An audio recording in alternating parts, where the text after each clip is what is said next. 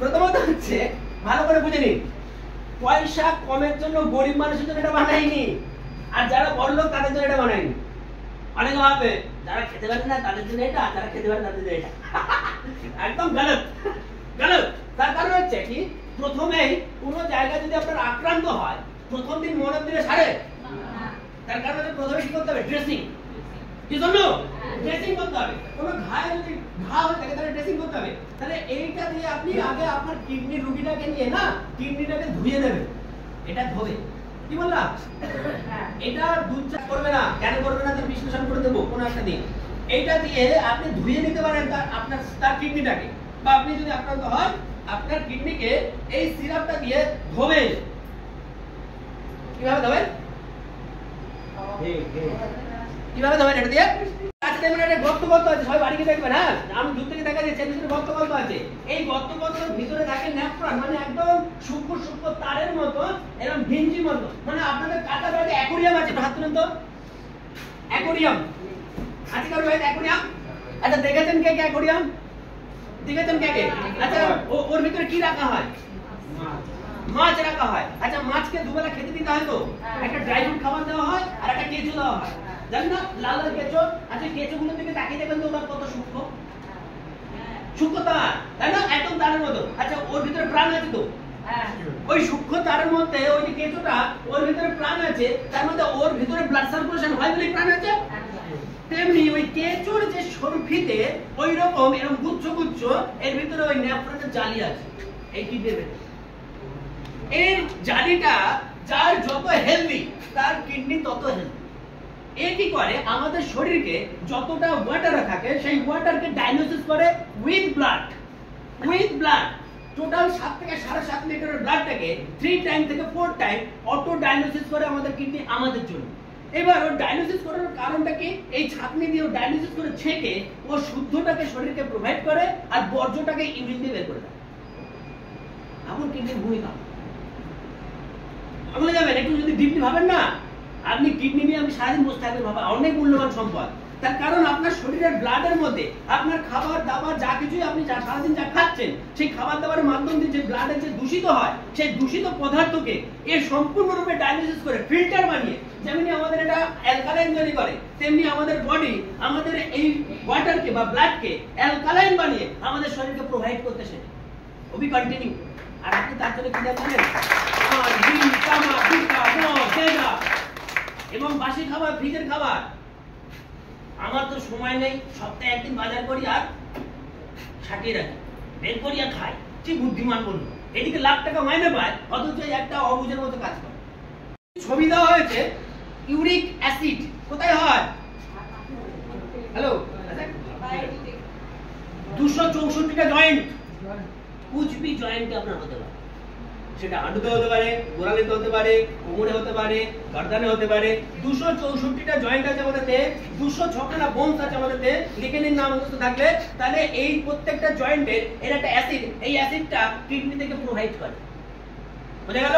এই যে কিডনির ইউরিক অ্যাসিডটা ব্লাডের সঙ্গে গিয়ে আপনার এই জয়েন্টের কার্টিলেজের মাঝখানে গিয়ে দ্রুতগতি করবে, ওখানে একটা স্মৃতি তৈরি করবে, আর ওই স্মৃতিটাই হচ্ছে আপনার বেদনাদায়ক।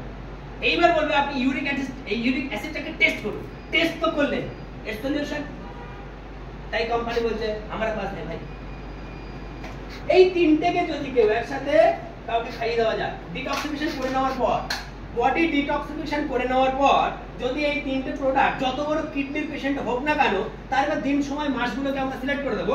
মোটামুটি যদি দেখে নিচ্ছেন 40 থেকে 45% ডিজিজ আছে কিডনিতে বা ইউরিক অ্যাসিডে, গ্যারান্টি দিয়ে বলছি 3 মাসে ভালো হয়ে যাবে। যদি দেখছেন যে 60 থেকে 65% ড্যামেজ আছে, তাহলে ওটা 5 মাসে ভালো হবে। যদি দেখছেন যে 80 থেকে 85% খারাপ আছে, তাহলে জানেন ওটা 6 মাস থেকে 7-8 মাস লাগবে। আর যদি দেখছেন যে 90% খারাপ আছে, তাহলে 8 থেকে 9 না 10-11 মাস লাগতে পারে। একদিনে সম্ভব। বুঝে গেল? এইটুকু সময় আপনার জীবনে লাগবে। আবার অনেক পেশেন্ট বলে কি, সেইটা প্রস্তুতি প্রথমে দেবেন 1 সপ্তাহ, অথবা পেশেন্টের চরিত্র হিসাবে প্রথমে 1 সপ্তাহ দুটো করে সকালে বিকালে এমটি স্টমাকে দিন প্রথমে। এখানে কোম্পানি কি লিখেছে আপনার জানার দরকার। বুঝে গেল?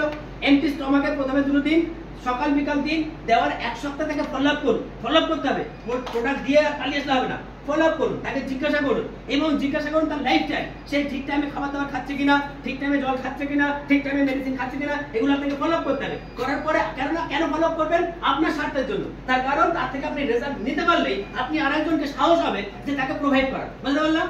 তো এইটাকে আপনি একটু ফলো আপ করে নেওয়ার পরে দেখুন তার কি কি সমস্যা আনুষঙ্গিক আর বেরোচ্ছে। আর প্রত্যেকটা কোনো পেশেন্টকে জিজ্ঞেস করবেন না যে আপনি কেমন আছেন, জিজ্ঞেস করবেন আপনি কতটা খারাপ আছেন। হ্যালো, ডাক্তার জিজ্ঞেস করে কি কেমন আছেন বলুন, হ্যাঁ একদম জিজ্ঞেস করবেন। উল্টো কথা চলুন, জিজ্ঞেস করুন আপনি ম্যাডাম কতটা খারাপ আছেন, স্যার আপনি কতটা খারাপ আছেন আগের থেকে। না খারাপ বলতে স্যার ব্যথাটা ছিল আজকে একটু কম, এইটা বলতে বলেছি। কম আছে বলতে বলেছি, কম মানে তো আপনি ভালো বুঝছেন। হ্যাঁ হ্যাঁ, আগে রোজ 1 টাকা করে গ্যাসের ট্যাবলেট খেতে হতো, এখন আর অতটা খেতে হতো। আর এটাও বলতে বলিনি তো, আমি বলছি কতটা না মোটামুটি ঠিক আছে। তাহলে আপনি খারাপ, কন্টিনিউ, একদম গ্যারান্টি খেতে পারেন। তো কন্টিনিউ করেন। আর যদি বলেন যে আপনি কতটা ভালো আছেন, আর ভালো দাদা সে ব্যথা তো একটু ছিল, অনেকটা বেড়ে গেছে দেখছি, সে তো হাঁটতেই পারছি না, আগে তো লেংড়ে নোংরে অফিস টফিস যেতে পারতাম, এখন তো তাও পাচ্ছি না, আগে তো চোখ মুখ খোলা দেখছিলাম না, এখন তো অনেকটা খোলা আছে দেখছি। আমাদের ম্যাডামদের হাত তালি দিন, এই ম্যাডামদের আমি ছিলাম না, উনি ছিলেন। যাই হোক, ম্যাডামের ছবি কিছু আছে, আমার পেশেন্ট কিছু আছে, আমার পেশেন্ট এখানেই থাকেন, মারাত্মক সিচুয়েশন খারাপ ছিল, কিছু ম্যাডাম একটু এসে পারেন। এই আপনি প্রায় মাস আড়াই আগে আমার একজনের কাছ থেকে আমি খবর পাই যে উনি বিছানায় শুয়েছিলেন, উনি এই ভেজালেক্সের ওষুধ খেয়ে সুস্থ হয়েছেন। সেই খবরটা পেয়ে আমি ওনাকে বলি যে আমারও এরকম একটা, আমার রিমোটেড আর্থ্রাইটিস খুব ভুগছি, ব্যথা ব্যথা নিয়ে আমাকে অফিস টফিস করতে হচ্ছে। তো উনি তখন ওনার সঙ্গে যোগাযোগ করিয়ে দেন। তো ওষুধ পরপর উনি যেরকম দিচ্ছেন খাচ্ছি। আস্তে আস্তে প্রথমে তো স্কিনটার প্রবলেম শুরু হলো, প্রচুর পরিমাণে স্কিনে এরকম একটা স্তর মতো পড়ে যাচ্ছে। তারপরে এক্সট্রিম হলো, মানে সপ্তাহ 2 আগে ক্রমশ ফুলে যেতে লাগলো, চোখ মুখ এমন ফুললো যে খুব ভয় পেয়ে গেল। আশেপাশে সবাই ভয় পাচ্ছে, আমি তো ভয় পেয়েছি, আমার মানে কি বলবো, আশেপাশে সবাই প্রচন্ড ভয় পেয়ে গেছে আমাকে দেখে যে কি না কি হয়ে গেছে। তো আমারও ওনার ওপর খুব রাগ হচ্ছিল যে কি ওষুধ দিলেন যে আমি এরকম চোখ মুখ মানে তাকাতে পারছিলাম না, এরকম অবস্থা হয়ে গেছিলো। এটা প্রায় সপ্তাহ 2 হয়নি যে ব্যাপারটা হলো। হ্যাঁ, এমার্জেন্সি তখন এমন হয়ে গেছিল যে আমাকে তো মানে অ্যান্টি অ্যালার্জির ইনজেকশন নিতে হয়েছিল। কিন্তু যেটা উনি বলছেন ওনার কাছ থেকে, যেটা যে আমার শরীরের প্রচুর টক্সিন, প্রচুর সেইটা ক্রমশ স্কিনের মাধ্যমে বেরোচ্ছে এবং আস্তে আস্তে আমি যেটা ফিল করলাম, অ্যালার্জিটা তো এখনো অল্প অল্প চুলকানো রয়েছে, আমার স্কিনটা দেখলেও বুঝতে পারবেন আমার স্কিনটা অনেক রাফ হয়ে গেছে। কিন্তু আগের থেকে আমার ব্যথা, যেটা রিমোটেড আর্থ্রাইটিসে ভুগছিলাম, সেই ব্যথাটা কিন্তু আমার কতদিনের জন্য জানি না, এখন একদমই, এখন একদম আজকে আমার আসার কারণ উনি বলেছিলেন আমি পরের মাসে যাবো আরেকটু সুস্থ হই, কিন্তু উনি বললেন যে চলুন একবার ওখানে গিয়ে আপনি দেখবেন আপনার অনেকেই এরকম আসবে। তো আমি বললাম ঠিক আছে, আমি এই কারণেই এলাম যে আমি ভালো ফল পেয়েছি, এই কারণেই আমার আরো আসে।